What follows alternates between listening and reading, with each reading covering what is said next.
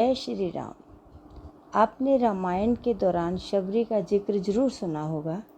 आज मैं आपको उनके बारे में विस्तार से बताने जा रही हूँ। शबरी श्री राम की परम भक्त थी। उन्होंने राम को अपने जूठे बेर खिलाए। शबरी का असली नाम श्रमणा था। वह भील समुदाय के शबर जाति से संबंध रखती थी।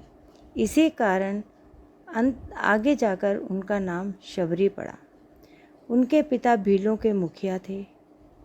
शबरी का विवाह एक भील कुमार से तय हुआ। विवाह से पहले कई सौ पशु बलि के लिए लाए गए, जिन्हें देखकर शबरी बड़ी दुखी हुई। यह कैसी परंपरा है, न जाने कितने बेजुबान और निर्दोष जानवरों की हत्या की जाएगी।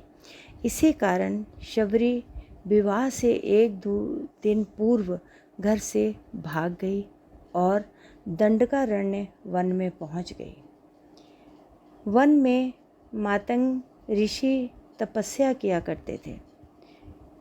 शबरी उनकी सेवा तो करना चाहती थी, पर वह भील जाति की होने के कारण उसे अवसर न मिलने का अंदेशा था। फिर भी शबरी सुबह उठकर ऋषियों के उठने से पहले उनके आश्रम से नदी तक का रास्ता साफ कर देती थी। कांटे चुनकर रास्ते में रेत बिछा देती थी। यह सब वे करती थी कि किसी को इसका पता न चले। एक दिन ऋषि श्रेष्ठ को शबरी दिखाई दी और उनके सेवा से अति प्रसन्न हो गए और उन्होंने शबरी को अपने आश्रम में शरण दे दी। जब मतंग का अंत समय आया तो उन्होंने शबरी से कहा कि वे अपने आश्रम में ही भगवान राम की प्रतीक्षा करें। वे उनसे मिलने ज़रूर आएंगे। मतंग ऋषि की मृत्यु के बाद शबरी का समय भगवान राम की प्रतीक्षा में बीतने लगा। वह अपना आश्रम एकदम साफ रखती थी। रोज राम के लिए मीठे बेर तोड़ कर लाती थी।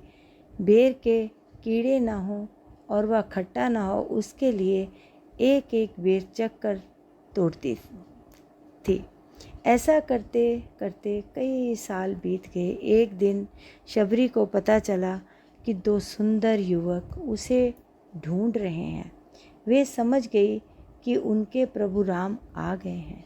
उस समय तक वह वृद्ध हो चली थी, लेकिन राम के आने की खबर सुनकर ही उसमें चुस्ती आ गई और वह भागती हुई अपने राम के पास पहुंची और उन्हें घर ले आई।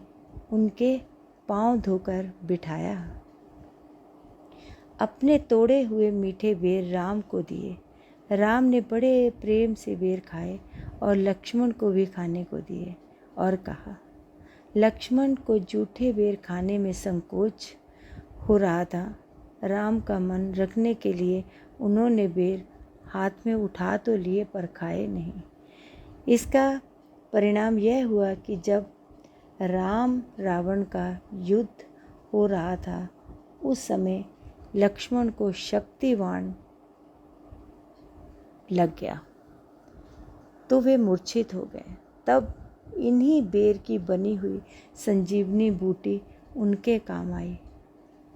इस तरह से जो थी शबरी का जब भगवान राम से मिलन हुआ और वो अपने शरीर को त्याग कर वैकुंठ को चली गई।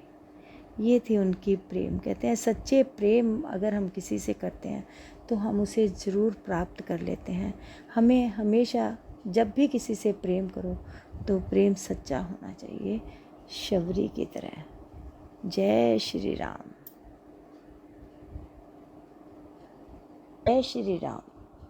आपने रामायण के दौरान शबरी का जिक्र जरूर सुना होगा। आज मैं आप